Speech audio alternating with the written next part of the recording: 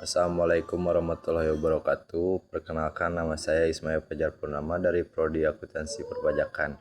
Sini saya akan menjelaskan tentang penjelasan undang-undang dan peraturan pemerintah perpajakan. Memahami tatanan hukum perpajakan di Indonesia memang butuh ketelatenan karena strukturnya yang berlapis dan sering mengalami pembaruan, atau terutama setelah adanya Undang-Undang Cipta Kerja dan Undang-Undang HPP.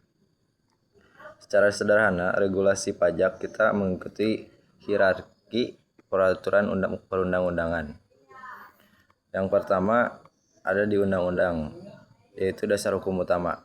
Undang-undang adalah level tertinggi dari setelah Undang-Undang Dasar 1945. Di sini aturan main dasar, subjek pajak, objek pajak, dan tarif ditentukan. Ada beberapa undang-undang atau pilar yang wajib diketahui. Yang pertama yaitu Undang-Undang KUP atau ketentuan umum dan tata cara perpajakan. Ini adalah buku manual prosedur.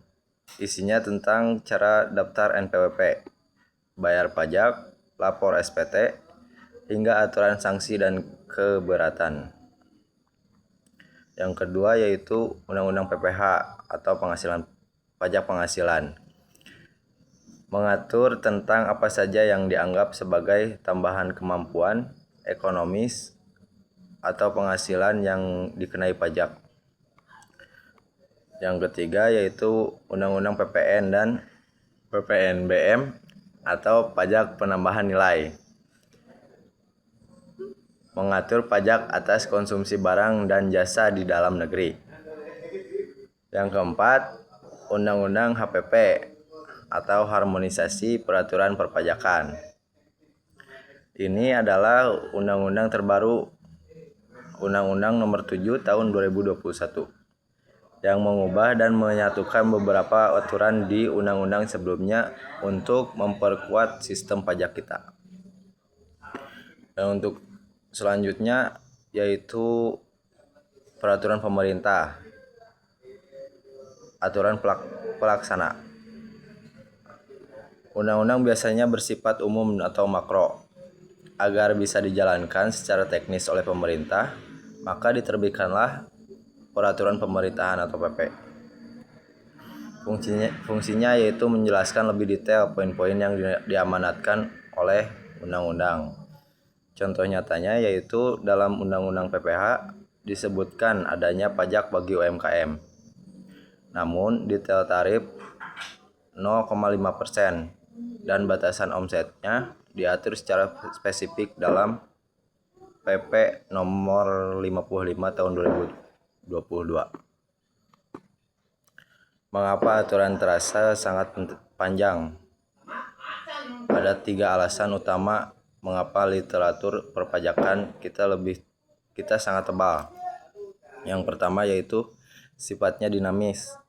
Ekonomi berkembang secara cepat atau seperti munculnya kripto atau e-komersi, sehingga aturan harus terus diperbarui agar tidak ketinggalan zaman. Dan yang kedua, prinsip keadilan atau equity. Untuk memastikan pajak itu adil, banyak pengecualian atau fasilitas yang harus diatur. Misalnya, perbedaan tarif antara perusahaan besar dan kecil. Untuk yang ketiga, celah hukum atau loopholes. Aturan dibuat mendetail untuk mencegah pihak-pihak tertentu menghindari pajak dengan memanfaatkan ambiguitas kata-kata. Untuk selanjutnya yaitu tips memahami peraturan pajak. Jika Anda merasa kewalahan membaca naskah asli undang-undang yang beratus-ratus halaman, Anda bisa fokus pada konsolidasi, yaitu carilah Undang-Undang PPH konsolidasi yang sudah memasukkan perubahan dari Undang-Undang HPP agar tidak bingung membaca aturan lama yang sudah dihapus. Lalu ada penjelasan pasal demi pasal. Di bagian akhir setiap undang-undang atau PP selalu ada lampiran penjelasan Seringkali arti asli dari sebuah pasal justru lebih jelas di bagian ini.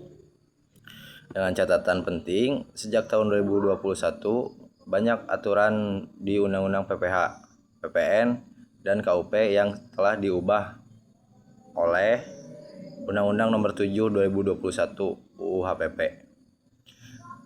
Jadi pastikan referensi yang Anda baca adalah versi terbaru. Mungkin cukup sekian presentasi dari saya. Mohon maaf bila ada kesalahan. Assalamualaikum warahmatullahi wabarakatuh.